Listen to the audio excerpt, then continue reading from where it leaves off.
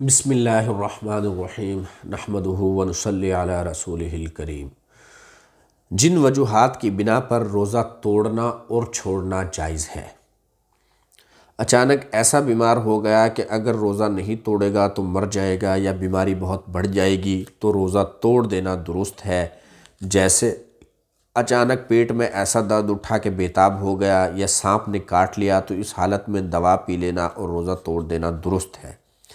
ایسے ہی اگر ایسی پیاس یا بھوک لگی کہ مر جانے کا ڈر ہے تو بھی روزہ توڑ دینا درست ہے۔ کوئی مشقت کا کام کرنے کی وجہ سے بے حد پیاس لگ گئی اور اتنی بےتابی ہو گئی کہ اب جان جانے کا ڈر ہے تو روزہ کھول دینا درست ہے۔ لیکن اگر خود اس نے جان بوجھ کر اتنا کام کیا جس سے ایسی حالت ہو گئی تو گنہگار ہوگا، مگر روزہ کھولنا اس حالت میں بھی درست ہے۔ حاملہ عورت کی کوئی ایسی بات پیش آ گئی کہ جس سے اپنی جان کا یا بچے کی جان کا ڈر ہے تو روزہ توڑ دینا بالکل درست ہے۔ جن وجوہات کی بنا پر روزہ نہ رکھنا جائز ہے، وہ کون سی وجوہات ہیں جن کی بنا پر روزہ نہ رکھنا جائز ہے؟ اگر ایسی بیماری ہے کہ روزہ نقصان دیتا ہے اور یہ ڈر ہے کہ اگر روزہ رکھے گا تو بیماری بڑھ جائے گی یا دیر سے صحیح ہوگا یا جان نکل جائے گی تو روزہ نہ رکھے۔ جب ٹھیک ہو جائے تو اس کی قضا رکھ لے، لیکن صرف اپنے دل سے ایسا گمان کر کے چھوڑ دینا درست نہیں، بلکہ جب کوئی مسلمان دیندار طبیب کہتے کہ روزہ تم کو نقصان دے گا تب چھوڑ دینا درست ہے۔ اگر کوئی حکیم یا ڈاکٹر کافر ہے یا شریعت کا پابند نہیں تو اس کی بات کا بھی کوئی اعتبار نہیں، اس کی بات بھی نہیں مانی جائے گی، صرف اس کے کہنے سے روزہ نہ چھوڑیں۔ اگر حکیم نے تو کچھ نہیں کہا لیکن خود اپنا تجربہ ہے اور کچھ ایسی نشانیاں معلوم ہوئی جن کی وجہ سے دل گواہی دیتا ہے کہ روزہ نقصان دے گا، تب بھی روزہ نہ رکھے۔ اور اگر خود تجربہ کار نہ ہو اور اس بیماری کا کوئی حال معلوم نہ ہو تو صرف خیال کا اعتبار نہیں۔ اگر دیندار حکیم کے بتائے بغیر اور بغیر تجربے کے اپنے خیال ہی کی بنا پر رمضان کا روزہ توڑ دے گا تو کفارہ دینا پڑے گا، اور اگر روزہ نہ رکھے تو گنہگار ہوگا۔ اگر بیماری سے ٹھیک ہو گیا لیکن ابھی ضعیف ہے، ابھی ضعف باقی ہے اور یہ غالب گمان ہے کہ اگر روزہ رکھے گا تو پھر بیمار ہو جائے گا، تب بھی روزہ نہ رکھنا جائز ہے۔ اگر کوئی سفر میں ہو تو اس کے لیے بھی روزہ نہ رکھنا جائز ہے، پھر کبھی اس کی قضا رکھ لے۔ سفر میں اگر روزے سے کوئی تکلیف نہ ہو، جیسے ریل پر سوار ہے اور یہ خیال ہے کہ شام تک گھر پہنچ جائے گا یا اپنے ساتھ راحت و آرام کا سامان موجود ہے، تو ایسی صورت میں سفر میں بھی روزہ رکھ لینا بہتر ہے۔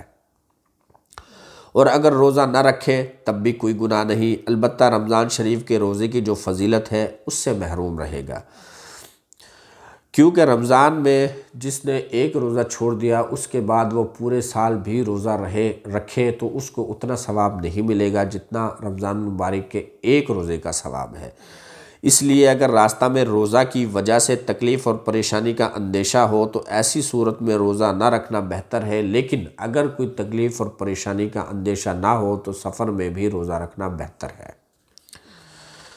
اگر بیماری سے ٹھیک ہونے سے پہلے مر گیا یا گھر واپس پہنچنے سے پہلے سفر ہی میں مر گیا تو جتنے روزے بیماری یا سفر کی وجہ سے چھوٹے ہیں آخرت میں ان کا کوئی مواخذہ نہ ہوگا، کیونکہ اس کو قضا رکھنے کی مہلت ہی نہیں ملی۔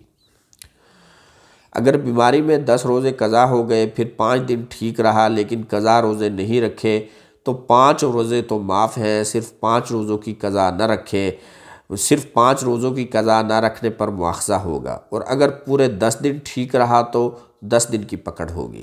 اس لیے ضروری ہے کہ جتنے روزوں کا حساب اس سے ہونے والا ہے اتنے دنوں کا فدیہ دینے کی وصیت کر لے، جبکہ اس کے پاس مال ہو۔ فدیہ کا بیان آگے ہے۔